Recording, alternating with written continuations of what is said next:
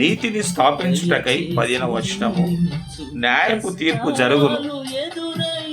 నీతిని స్థాపించుటకై న్యాయపు తీర్పు జరుగును, యథార్థ హృదయులందరూ దాన్ని అనుసరించారు.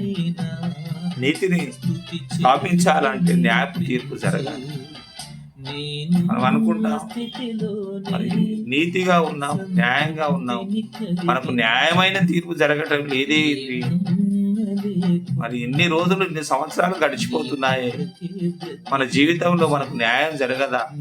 మనం ఇట్లా అన్యాయమే కావాల్సినదా అని మనం అనుకుంటాం. కానీ న్యాయపు తీర్పు జరిగే రోజు వస్తుంది. ఆ న్యాయపు తీర్పును ఇచ్చేవాడు దేవుడే.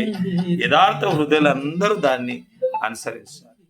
యథార్థంగా ఉన్న వారందరూ, యథార్థ హృదయులందరూ ఆ న్యాయపు తీర్పును అనుసరించాలని చూసిందే.